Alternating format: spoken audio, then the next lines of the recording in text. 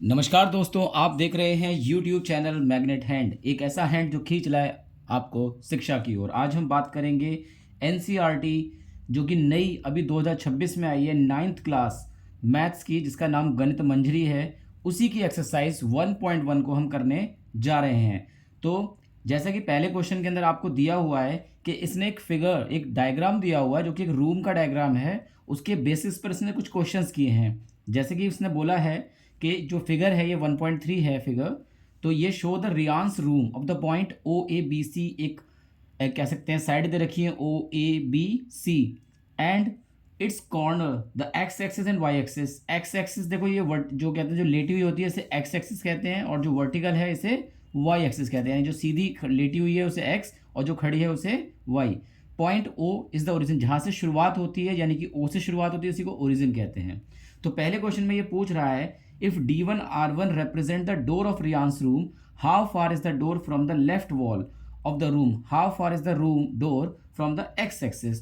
तो सिंपल सा है, देखो कि D1 R1 ढूंढ लेते हैं। देखो D1 ये रहा, R1 ये रहा। तो देखो ये वॉल से कितना दूर है। तो देखो यहाँ से अगर देखा जाए एक्स एक्सिस ये है, ये वाई एक्सिस है। तो इसने पूछा है देखो पहले क्वेश्चन में कि rooms half from the door from the left wall. देखो राइट वॉल ये लिखा हुआ है, that is the right wall, तो लेफ्ट वॉल ये है। तो लेफ्ट से कितना दूर है, तो लेफ्ट से देखो यहाँ से स्टार्ट करते हैं 1 2, तो देखो 8 पर लिखा हुआ है, ये 8 पे। तो तकरीबन तकरीबन 8 यूनिट, अगर हम पहले वाले का समझें तो 8 यूनिट ये दूर है इससे, 8 यूनिट के आसपास।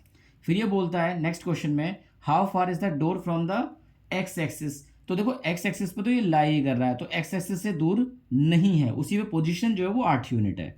नेक्स्ट आता है, what are the coordinates of D1। D1 का कोऑर्डिनेट क्या है। तो देखो सेकंड पार्ट के अंदर कोऑर्डिनेट का मतलब होता है इसमें आपको x की वैल्यू भी लेनी है और y की वैल्यू भी लेनी है। तो देखो x की वैल्यू क्या है यहाँ पर 8, और y की वैल्यू कितनी है, कुछ भी नहीं, यहाँ पे 0 है क्योंकि y तो कुछ है ही नहीं। तो हमारे पास वैल्यू हो गई 8 और 0। आते हैं थर्ड पे। देखो थर्ड क्वेश्चन में ये पूछ रहा है, if R1 is the point, R1 पे पॉइंट दे रखे 11.5 एंड 0 जो कि यहाँ दिए हुए हैं, and do you think is the comfortable width. अब डोर की विड्थ को चेक करना है, फिर पता लगाना है कंफर्टेबल है या नहीं। If a person in a wheel chair want to be inter the room, will she is able, तो क्या उसमें जा पाएगा। तो चेक कर लेते हैं। देखो 11.5 ये रहा और यहाँ पर 8 है, तो 11.5 में से आप 8 माइनस कर दें तो तकरीबन 3.5 यूनिट आ जाएगा। तो 3.5 यूनिट मोर देन इनफ है, यानी कि मोर देन इनफ है।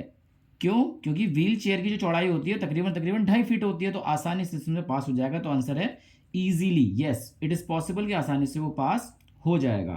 पार्ट फोर्थ में अगर आके देखें हम, पार्ट फोर्थ में ये बोल रहा है कि B1 की वैल्यू दे रखी है, B2 की वैल्यू दे रखी है। B1 B2 ढूंढ लेते हैं जरा। देखो B1 ये रहा और B2 ये रहा।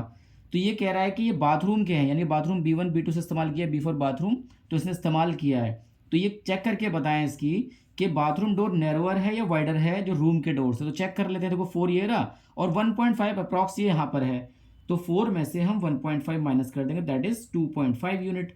तो अब ये पूछ रहा है कि नैरोअर था, तो yes it is narrower, yes it is narrower. Narrower means यानी कि ये थोड़ा उससे कम चौड़ा है, यानी कि तकरीबन ये 2.5 यूनिट है और ये 3.5 यूनिट था। तो हम ये कह सकते हैं कि जो बाथरूम का डोर है वो नैरो है। आई होप ये वीडियो आपको पसंद आए तो लाइक शेयर एंड सब्सक्राइब करें। धन्यवाद।